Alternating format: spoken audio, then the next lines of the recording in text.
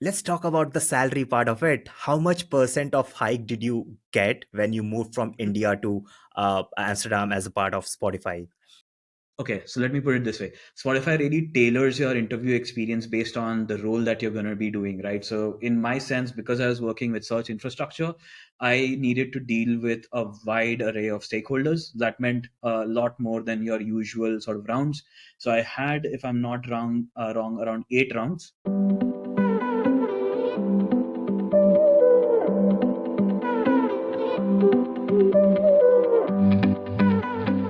Welcome to the another episode of Product Management Interview Experience. First of all, a big thank you to all my viewers who have been supporting me for such a long time. We have recently crossed 5,000 subscribers, and this wouldn't happen possible without you all. So, thank you once again. Folks who are here for the first time, I am Sugat and I create content around product management and interview experience. Do check out some of my previous videos and don't forget to like, share, and subscribe the channel. In this episode, we have Azad, who has recently joined Spotify as a product manager. Welcome, Azad. Hey, Sugat, thanks so much for having me on the show. Really glad to be here. Perfect. Today we gonna be having an interesting conversation with Azad, who has recently joined Spotify Amsterdam as a product manager. So through this video, we're gonna be knowing about his entire journey, why he thought of moving to Amsterdam, and what were his interview experience look like. So without any further ado, let's get Mhm. started. Azad, why don't you go ahead and introduce yourself to the audience? Definitely. Thanks, Sugat. And first of all, thank you for the opportunity to sort of talk to your audience. I know you've recently hit 5,000 sort of subscribers. Amazing milestone. Congratulations on that. So a little bit about myself. Hey everyone, I'm Azad. I'm a product manager at Spotify with the search infrastructure team. And like a small journey of where how I came to be a Spotify product manager. I've done my education sort of in India and IIT Warangal, did computer science and engineering, was really interested in like the tech side of everything, but I realized I wasn't going to be a great coder. And ChatGPT wasn't around at the time, so yeah, no help was there. So yeah, eventually I joined a company called SNP Capital IQ, where I joined as a business analyst. Did a lot of document writing, waterfall model work, and eventually realized that hey, I want to be on the strategic side of things. I want to know the why behind what we are building, and not just be part of like the project management and just execution. Did a lot of talking around networking in the company, and ended up securing a product manager role there. Worked my way up to different teams, explored a lot, and then eventually moved into Gainsight, which is again a customer success management company. I was a product manager there in the analytics product suite, and I managed the analytics and dashboard section. And eventually, I was sort of intrigued by search. It was my first love in S&P as well. And then eventually I said, like, let's go back into search. And I had like sort of feelers out on LinkedIn on is anyone hiring for search, and sort of Spotify at the time came around looking for someone like that. And that's how I ended up here working for them. Yeah, that's a short Wow. intro about me. I think that's a pretty interesting journey so far, Mhm. right? And Mhm. we are so excited for you to know more about this. How did that transition happen? But before that, I think would love to know what was your aspiration to move from to Amsterdam from India, or Mhm. looking job outside India. Yeah, I think the number one reason that I can share for my aspirations to move to Amsterdam were I was in search of like a work-life balance, and some more interesting work. Obviously, I felt like there is a very emerging tech scene here in Amsterdam, a lot of startups, a lot of great work happening. And I felt like this was like sort of a personal preference of mine, that I wasn't looking to work 10 to 12 hours a day and sort of grind away at stuff. And eventually I started sort of questioning why I'm doing this. And I wanted sort of a work life balance in the way that, yes, focus on work, but also sort of develop your personality a little bit, get to meet a diverse set of people. And I really say that with like having been here for 3 months, I can tell you that working with a diverse set of people can really, really change your perspective on how you're solving problems, how you're approaching them, even. So yeah, that sort of pushed me in one direction. And then, like, there were a lot of friends of mine who had moved to Amsterdam that gave me the confidence that, hey, this is something that is doable, achievable, and like a lot of mentorship and help. Shout out to everyone who has helped me. You know who you are. So thank you so much to them. And yeah, essentially, that's one of my biggest sort of motivators to move to Amsterdam and like look out for a job here. Truly agree to that, Azad, Hmm. because I have been into the similar journey, moving outside India, and I truly understand the, the thought process or the mental model you had to go through to take up that decision. It not an easy one, but probably one of the toughest decision we have to take in Hmm. life. Yep. Uh, Cool. I think as Azad mentioned, we our channel just hit 5K subscribers, and on this occasion, I'm introducing a new section for our viewers, which is more of a quick fireside chat with Azad. So I'm gonna be asking him 5 questions, and we'd love to hear some candid responses from Azad. So are you ready, Azad, for that? Yep. Looking forward to it. Perfect. So question number one. So what is your favorite interview question? Yeah, I think my most favorite interview question would be the one that gets asked towards the end when like the interviewer asks me, "Do you have any other questions?" And like my question to them, like it's a question that I ask to my interviewers is, "What's the one thing that you feel I should have asked during this interview?" And like a close second would be, "What's the one thing that you feel most sort of excites you about the culture at the company?" Those two things are like really, really, need uh, thoughtful answers, and that can really help you understand what sort of culture are you going to work under. Yeah, that would be my two favorite questions. I know you asked for one, but still. Interesting, and folks, do Mhm. take this note. Do not miss out this opportunity of asking questions in the last part of the interview, and these are two great questions you should be asking to the company. uh, cool. So let's talk about the salary part of it. How much percent of hike did you get when you moved from India to Amsterdam as a part of Spotify? That's an interesting question. I think in terms of a salary hike, almost anyone you talk to will tell you, hey, it's not going to be a huge bump. Europe is not known for like flashy salaries. So True. I would say if your motivation is, a big salary bump, this might not be a location for you. I can tell you a range of salaries that is paid in sort of Amsterdam. It can range anywhere from 80K to 110K in terms of the salary that you can get. That's pretty good from what I've seen across Europe, at least. So yeah, I might not be able to give you a good percentage because like there's purchasing power parity and everything that comes into play. Absolutely. So yeah, that's going to be my answer for that question. Thanks, and thanks a lot for sharing those numbers Mhm. as well. Mhm. Cool. What do you love most, B2B or B2C side of product management? I'm gonna be biased. I have been in B2B for like a majority of my career. So I would say like yes, B2C is like a little bit more glamorous, but I enjoy sort of getting into the grid of things with the teammates that I work with, and that's why I'm gonna go with B2B. Nice. And moving on to the next few set of questions. Mm-hmm. Uh, we always talk about frameworks, right, as a product Mm-hmm. manager. So, Mm-hmm. are there any favorite frameworks you have which you tend to apply in your day to day life or in your role? I wouldn't say there's like a favorite framework that I have. In a sense, like it depends really on the situation. But what I've found that I've gone back to again and again is a mind map. Primarily because in the B2B space, you will a lot of times come across things that you have to keep a track of that might not be immediately a priority for you, but there's a lot of connecting the dots that happens. And I feel like mind maps are sort of underrated as a tool for PMs, and that helps me sort of keep track of all the conversations that happen across the different meetings that you're in, and eventually Got connect it. the dots when you're prioritizing stuff. Nice, and thanks a lot for sharing that. Mhm. Viewers, do check that out if you aren't aware of the mind map concepts. And the last is, where do you see yourself in next 5 years, Azad?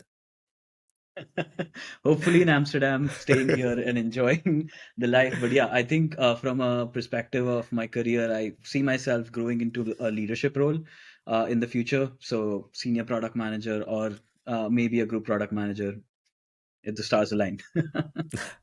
No, absolutely, and I hope viewers you did enjoy this short, fireside chat with Azad. Now moving to the main topic, which is all about the interview experience in Spotify. Azad, we would love to hear your Mhm, entire journey. Right? How did you mhm. got that call? From the recruiters, and what were the various round steps, kind of questions, as much as detail as possible, Azad. Yeah, makes sense. Thanks for that. So I can start from the fact that I was looking for opportunities in Europe, and essentially where I went to was LinkedIn, right? So like I had a notification set up for any jobs that appear in Europe, and essentially that's where I got notified that hey, these are the companies that are looking for in Europe. One major thing was that most companies here in Europe do specify the fact that if they're sponsoring your visa or not, so that might play a factor in you being hired from India and sort of being relocated here. But it's always worth to give a shot and see if they're willing to do that, or there can be some sort of arrangement made on that sense. But that's how I came across a listing from Spotify that they're looking for this role, and there was a very big overlap between my previous experience and the experience that Spotify was looking for. I just applied via the regular channels, and sort of got a call back got an email from the recruiter saying they would love to chat, and essentially highlighting the fact that they're really interested in learning what my background was in the search domain and why I was interested. So they basically gave me a heads up that they do want to talk about that particular aspect. So essentially, the first sort of call was with the recruiter where they understood what my background was. Why did I want to join Spotify? Why did I even want to move abroad? What my motivations were, and essentially after that call and like after questioning her as well on like what the sort of work is that is expected of me, we came to an understanding that yes, we do want to move ahead. Then that was like maybe a 20-30 minute call, a fairly short introductory call. I then got an opportunity to talk to the hiring manager, essentially, and who is now also my manager. But yeah, essentially, we chatted about my background, like similarly, brief introduction, what happens in a first sort of interview, what my background was, why I wanted to be part of search, and like what excites me about working here, right? Like that was an interesting sort of question that I didn't anticipate. But essentially, after sort of looking at my enthusiasm to join the team, he basically said, "Okay, let's go ahead and schedule calls." And after that is where sort of the whirlwind of interviews came my way, because I didn't know that what Spotify does is they try to schedule as many interviews in as short amount of time as possible. And I'm not even exaggerating. What it means is, if possible, you might end up doing 6 interviews in the day. That means going to be you're not going to have time for anything else during that entire day. Luckily, I had um, 2 interviews on the first sort of panel. It was with because Okay, so let me put it this way. Spotify really tailors your interview experience based on the role that you're going to be doing, right? So, in my sense, because I was working with search infrastructure, I needed to deal with a wide array of stakeholders. That meant a lot more than your usual sort of rounds. So, I had, if I'm not wrong, around 8 rounds, which meant 2 on the first day and then 6 of them on the next day.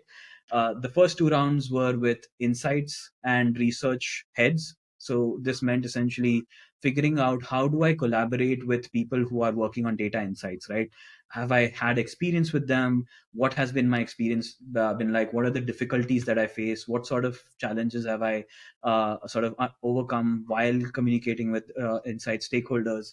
Similarly with tech research, right? Research is a very open-ended field. So talking to data scientists or data researchers whose primary objective is to keep abreast with all the technologies that are coming out, how do we incorporate that into product roadmap? How do we think about strategy? Have you ever read sort of research papers, and what your thoughts are on that? So all of that sort of was my first set of questions that I faced from the heads of insight and research here at Spotify. it was pretty daunting, to be honest, because they're really, really people who have been leading in the field of insights and research.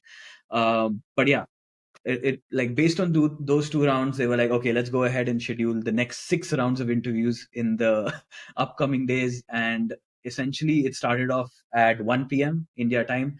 And I talked to a design lead to understand, hey, I'm going to be working on the back end side, but like, how do you collaborate with design? How do you bring them into understanding the needs of like a back end team, and like, how do you collaborate with them? And then essentially, then we talked about, there was a short break, and then we talked about, I talked about product strategy with one of the product directors. Now here is sort of the crux of being a PM, right? Like, he asked me questions around, what is your view of a good strategy, right? Like, how do you even identify if the strategy that you've laid out, people have bought into it? Is it the right way to be executing?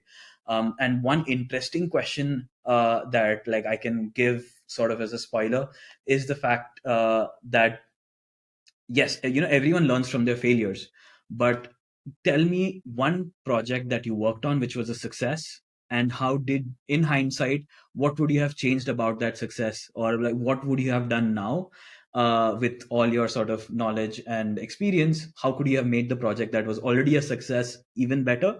So that sort of threw I have never seen a question like that before, so that took some time, but I was really appreciative the fact that they do let you think and form your answers, and there's no pressure to sort of immediately get back saying, no, you have to give me an answer. So really good sort of experience on that end, and we had a good chat about what could have gone better.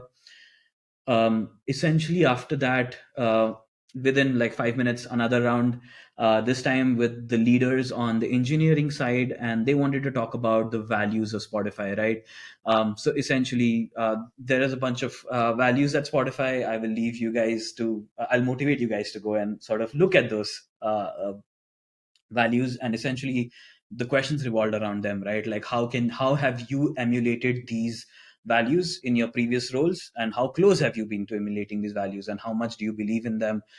Any examples that I can provide around those sort of leadership and product values, that was sort of the theme of that interview. Then a short break again, for like an hour to take rest of like continuous talking for 2 hours. And eventually, I talked to one of the product managers on the search side this time, because there's a team of about 6 product managers in search. So I talked to one of them, and another one who was sort of being onboarded. So she was shadowing the senior product manager, and these questions were more about, hey, just talk to us about what your approach to product management is. How do you communicate with other product managers? How do you sort of go about forming a cohesive strategy? Talk to us about prioritization. How have you faced difficulties in prioritizing something? How do you communicate around failure to achieve a goal? How have you gone about motivating the team to stay on course even though things aren't looking good? So it was not, as as many would say, like there was not a lot of case or like guesstimate questions in the product side, but more stakeholder management and like how you deal with difficult situations. Because Spotify, especially as I learn now, is a place where there's a lot of onus placed on the product manager to communicate effectively, clearly, and to sort of drive a team to achieve a goal. Um, and then essentially the last part where I talked to was some staff, machine learning engineers, and essentially again this round focused on how do I talk to engineers, right? Like essentially to what depth can I go to with an engineering team? What are my past experiences working with them? How have I helped engineers overcome any difficulties that they've had in their day to day sort of work? And essentially just figuring out what's the way that we can unblock ourselves, like as a team. If I was working with them, how would I help them unblock themselves, and how hands on can I be with them? And basically just sharing again those instances where things have not worked out, what difficulties have I faced, and like how did I work around them, and how did we as a team come around to becoming overcoming those challenges. Essentially, I would say a lot of these have been a lot of my previous experiences have helped me sort of inform the decisions that I make, and that's why I was able to sort of give a talk across all these sort of questions that they were posing to me. I cannot give a lot of spoilers, but yeah, this is a general theme that you should expect when interviewing at Spotify for a PM role. Wow, and that's a super grilling and long set of interviews that you have to go Hmm. through. Overall, how was the Hmm. timeline looked like, right? Hmm. You mentioned that hey, it was definitely they wanted to get as soon as possible, but Hmm. even from you to applying that on LinkedIn to getting that offer, the total Hmm. duration was somewhere around. It was around 1 month Okay. from essentially the first call with the recruiter to a final offer. Yeah, actually less than a month, like around 20 days, because there was a lot of coordination that was needed to get time slots from interviewers and schedule everything on one day. So, yeah, essentially that's the delay involved. It could have been That's sooner. super fast, actually. That's Hmm. super fast. I know. And Hmm. moving on to few follow-up questions which I had, right? Hmm. Uh, how did you prepare for this interview? Where you had to like, I would love to hear, right? This is Yeah. not something easy case and all, but I would love Hmm. to learn from you. Yeah, that's a great question, Sagad. I think the biggest advice I can give you, and like to all your viewers, is the fact that please do not be afraid of failing in your interviews. Yep. I can admit bravely that I might have gone through about 40 interviews before I sort of Wow. was polished enough to speak in front of the interviewers at Spotify. Some of them I agreed, succeeded, some of them I failed, but I think what was really important for me was the fact that I took away a learning from each of those interviews, right? Like figuring out from the small things of like, how do you introduce yourself, right? How can you tailor that introduction? And it's always good to have ask feedback from your interviewers, because they can Yep. give you really, really small things that you might have missed, from something like you didn't even look at the camera while speaking to me, to your introduction was too long-winded, we weren't looking for something this long, so you cannot be Yep. concise with us. So there Yep. can be so many things that you miss and that can turn off your interviewer. And you might say, hey, these are like small things, but details do matter in our job. True. And this is one of those things where I can say that, yeah, it's sort of, you go through the motions and you understand that there is a way you interview for a PM role. Yes, you might get through some, you might not, but definitely you will learn from all of them. You should learn from all of them. I totally agree to this because Hmm. I've been in the similar boat and a lot of rejections at first. It's not something we Hmm. just had the interview and we cracked it. But if we convert an interview company, I think it takes around 5 to 10 rejections also, which no one Easily. sees that. So No one I talks totally about it. understand that practice makes a perfect for this bigger Hmm. milestones. Yes. Yeah, one other tip that I can give you is there is a lot of channels out there, sorry, a lot of forums out there with people sort of volunteering to help interview you, mock interviews. Yeah, I think that's an invaluable resource, right? To be able to true. have someone more experienced give you these pointers. If you're not like, if you don't have the liberty of getting shortlisted for interviews, that's another forum that you can go to. I think, yeah, most of you will be resourceful enough to find it, but essentially though that sort of form, if you're not getting shortlisted, could be one of the ways that you get your resumes reviewed, you get your sort of mock interviews in place, and then essentially move forward. Absolutely, and a lot of Hmm. mentors are coming forward these days to help candidates in Hmm. doing that. So, folks, don't forget to leverage those opportunities, and there are a lot of great mentorships around happening today. Hmm. That's true. Uh, as we move towards the last portion of towards the end of the video, thanks a Yep. lot, Azad, for being part of the channel and sharing your Hmm. entire interview experience. I really learned a lot from this conversation. But before winding up, is are there any other final advice to the viewers that you want to Hmm. share from your journey?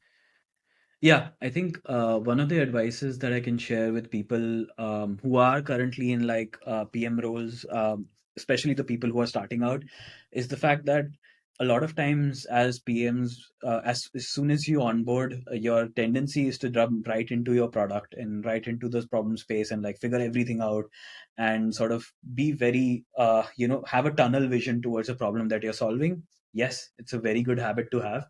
But I learned this from my previous manager, where a superpower that a PM can have is to be not only aware of like the strategy and like be very focused towards the problem that he's solving, but is to be aware of everything else that is happening in the company, with other PMs and with other products, because more often than not, you will end up in especially, and this is like coming from more of a B2B experience, is the fact that there are a lot of problems that already might have been solved, or a lot of problems, or you might have to align your way of thinking with the rest of the PMs and how they're solving their products.